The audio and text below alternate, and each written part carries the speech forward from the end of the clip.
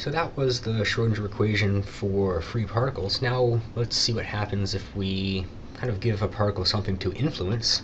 For example, if I had a proton and I had an electron that's kind of whizzing around it just like this, there's definitely some potential energy function that is binding that electron to the proton. What does the Schrodinger equation say about this? Well, it's pretty straightforward. It's going to be this guy right over here, where it looks pretty similar to what we had before, only now we have some potential energy function, which is going to be mu.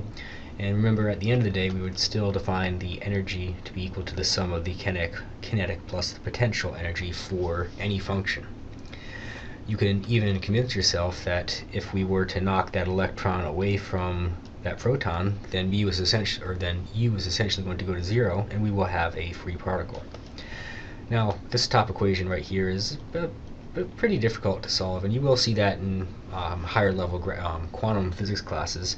However, very typically we talk about stationary states, and really important for a stationary state, the probability distribution function of this capital psi will be the same as this lowercase psi, and all we really do is we say, hey, let's go ahead and write this guy as such, where we have the capital psi and the lowercase psi, and we kind of break out all the time dependence. And if you think about when we had waves on strings, and we said, okay, you pluck this string right over here. When we have a wave that is traveling in that direction and it lines up constructively with a wave that's traveling in this direction, then we have a stationary state. And the first stationary state would look like that. The second stationary state would look like that, and so on and so forth. Really, this is essentially what this guy is doing. And you could convince yourself when you plug this guy in right up there, and it's going to boil down to this guy right here, and this is going to be something that's far more useful for us in this particular class. And we would call this actually the time-independent one-dimensional Schrodinger equation, because you can kind of see right here, the time is no longer in this guy. Now, a couple of words about these stationary states is much like these guys right here are stationary states of a wave on a string. These guys right here are going to be stationary states, but the particle is still moving, just like these particles are still moving. So I'm not saying that the particle is completely stationary. Now, one such example of this is the classic particle in a box, where essentially we take some particle, it's got some mass and some velocity, and we kind of set it in motion. You can kind of picture this thing going bounce, bounce, bounce, bounce, back and forth at a straight line at a constant speed. So kind of what we're doing is we're assuming perfectly rigid walls that are some distance L apart, and no energy is lost to bouncing or friction or anything funny like that. Now, what we kind of do is we kind of define our potential energy function to be infinity at 0 and infinity at L, and then anywhere in between that we're going to say that it's equal to 0, and so essentially we're going to have no chance of finding this guy outside of the box. So x is greater than L, the wave function must be equal to 0 right here, and the wave function will be 0 right here. But kind of in this region right over there, we can have some waves functions and we can have some energies. So we can go ahead and we can set that equal to 0, and this looks kind of like a free particle, except for not quite, because this is a function of x and not of time. This is that little psi, and I left out the x kind of to make it a little bit easier to see. Now, important boundary conditions is at x is equal to 0, the wave function must be equal to 0. It cannot penetrate this infinite barrier. And also the wave function at x is equal to L must also be equal to 0, so it can't penetrate this boundary right over there.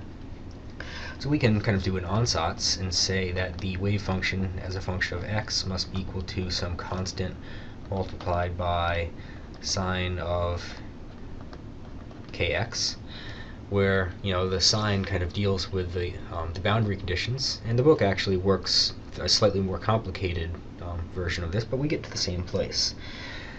Now, this k value right over there, that's just going to be equal to n times pi divided by L, and that's what's going to essentially make it work.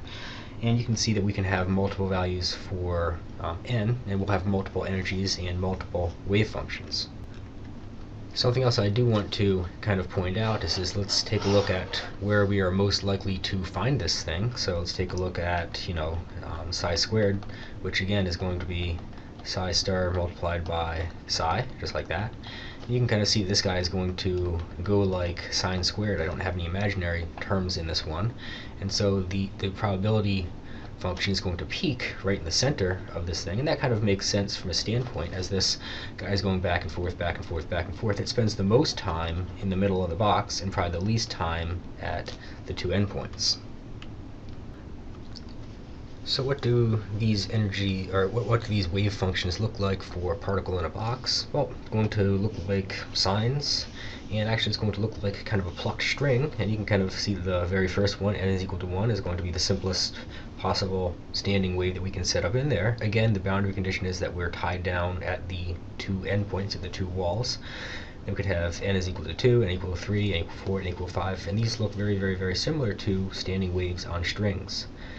Now what this is kind of doing, however, is it's actually constraining the wavelength. Remember that the wavelength is one full up and one full down, so this would be one wavelength. This right here would be half of a wavelength. This right here is going to be 3 halves of a wavelength, 4 wavelengths, and so on and so forth. Now the energy and the momentum are related, and since the wavelength is related to the momentum, what we're doing is by only allowing certain wavelengths, we're only allowing certain momentums, and we're only allowing certain energies because of this relationship right here. So the allowable energies are going to be this guy right here, and then the second one, n equal 2, n equal 3, n equal 4, and n equal 5 right here. And it turns out that these guys are related through n squared, so we would be able to say that the energy for the nth level guy is going to be equal to n squared multiplied by the energy of the first level. Keep in mind that the particle in the box will never be able to have an energy that is equal to 0. And in the next couple of chapters, what we're going to talk about is it turns out if you throw more than one particle in the box, that more than one particle may not be able to live at the same energy levels inside of a box.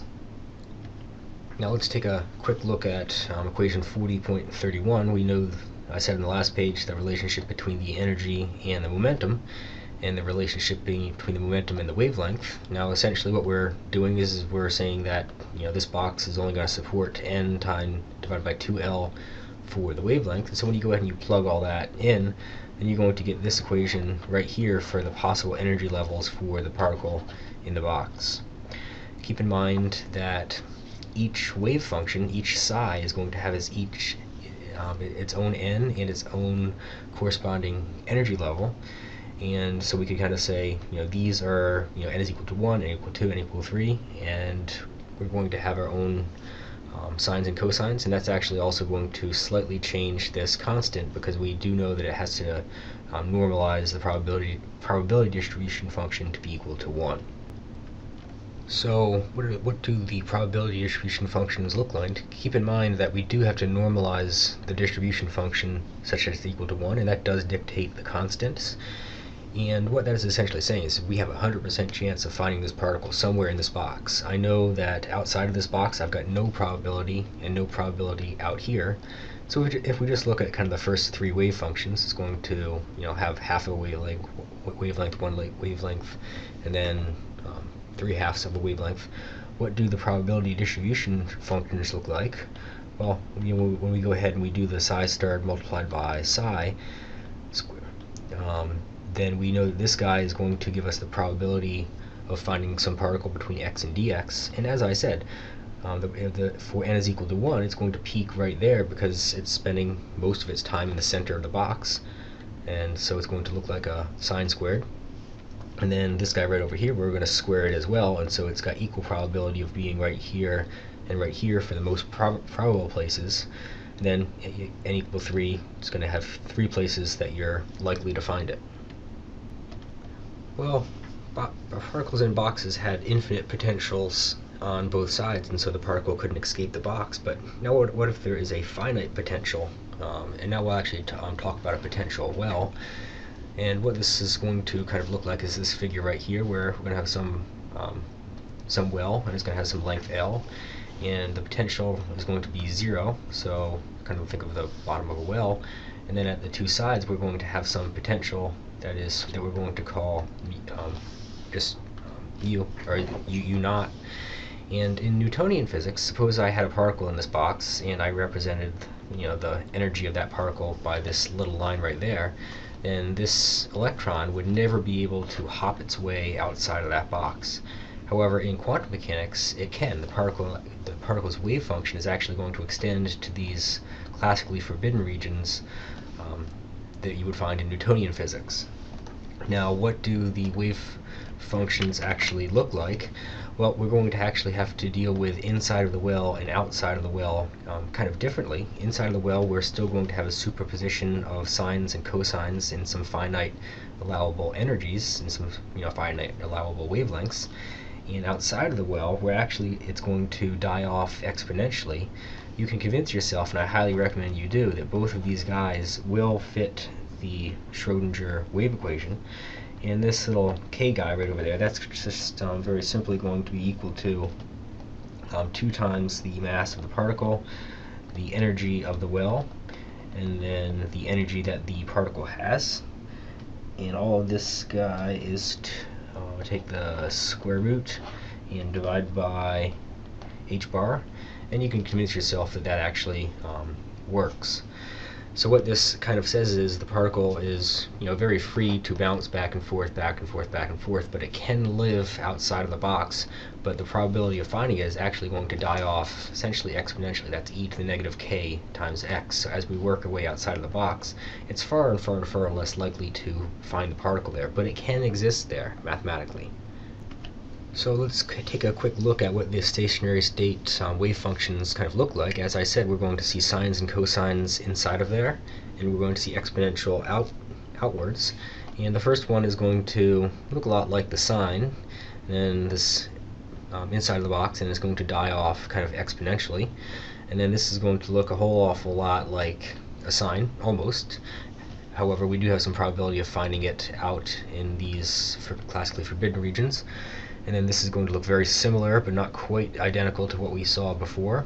This would be n is equal to 3, and then we're going to have the forbidden regions, and you can kind of see as we get more and more and more energy, the particle actually has a wave function that extends one further out, but also is going to be higher away from 0 when we're hitting the wall.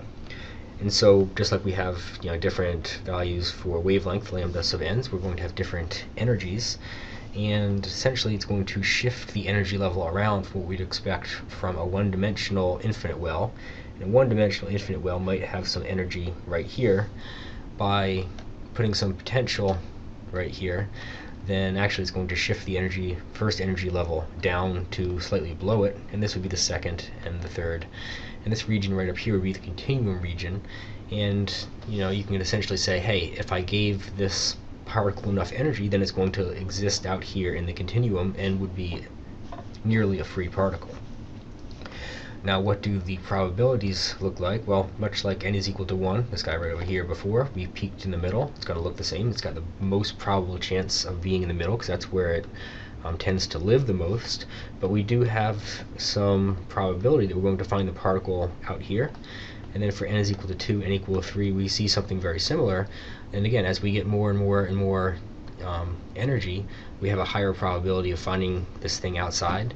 But again, as we work our way out, as x is going to approach to infinity, we're essentially going to have no probability of finding the particle way out there, or virtually none. Now this kind of leads us somewhere interesting. If we were to take a non-infinite square well and kind of flip it upside down, then we could also talk about essentially a barrier. And this guy right over here looks like an upside down non-infinite potential well. And suppose we had some particles, say an electron sitting at some energy right out here. What classical mechanics would say is that this particle has some energy. It's less than the potential energy of this barrier, and so it's never going to be able to make it over the barrier. However, in the quantum mechanical world, what we know is this particle, or this electron, is going to have some wave function. It's going to exist on this side of the barrier. It can exist inside of the barrier as well, and it's going to die off exponentially. So we're expecting maybe some sinusoidal behavior right over here. We're expecting some e to negative kx inside, but it could also have a wave function way out here, and actually it's going to be sinusoidal as well. So in the quantum mechanical realm, it is possible for us to throw an electron against a barrier and then it pops up and keeps on going at the other side. This is kind of analogous to throwing a tennis ball at the wall and it going right through the wall. It is possible for this to happen. What kind of makes a difference for the chance of it happening? Well, the more energy it has, the closer it is to this potential energy, the higher probability it has of making it through it. And also, as this barrier were to maybe get thinner and thinner and thinner and thinner, then we have a higher probability of this electron popping through the barrier. So what this kind of looks like is this is the wave function with some energy, have our exponential region, and this is going to be the sinusoidal region. And implications for tunneling, and yes, tunneling really does exist, is going to be things like nanotechnology. As we start building circuits, say nanocircuits, and we have two wires that are really, really, really close, then it would be possible for an electron that is supposed to be flowing along this wire to pop out and appear on this wire going in that direction right there, and that can mess with things.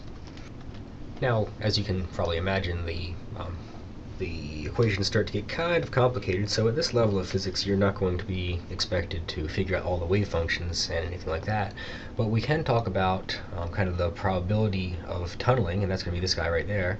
So this is going to be between 0 and 1, and we multiply by 100%, we get the probability. And the probability of tunneling is going to be exponential, and as I said, it's going to depend on the length that we're trying to penetrate through, and as that length gets smaller and smaller and smaller, the probability gets higher and higher and higher, and as that length gets thicker and thicker and thicker, it becomes harder to penetrate. Now this constant right there is going to depend on the energies, and as I said, as our energy gets larger and where the potential well gets, or the barrier gets lower, then we have a higher probability of tunneling. And this is the same little kappa that we saw on the previous slide, where it's related to the energy that of the barrier and then the energy that the particle has. So let's take a quick look at example 40.7, the probability of an electron tunneling through a barrier. And so here we're going to have a barrier, and we're going to say this barrier is going to be 5 electron volts high, and my electron is kind of hanging out right here with an energy of 2 electron volts. What's the probability if the barrier is 1 nanometer and half a nanometer wide? Pretty straightforward. Let's first figure out the K and the G values, which depend on essentially all the energies. So the G value is going to be 3.8, and then the kappa value right here is going to be a rather large number, and since it's going to be going inside of an exponential, that means it's going to evaluate to be a really small number. And if we just set L is equal to 1 nanometer, then our probability of tunneling is going to be 10 to the minus 8th. So a small probability, but it is still there.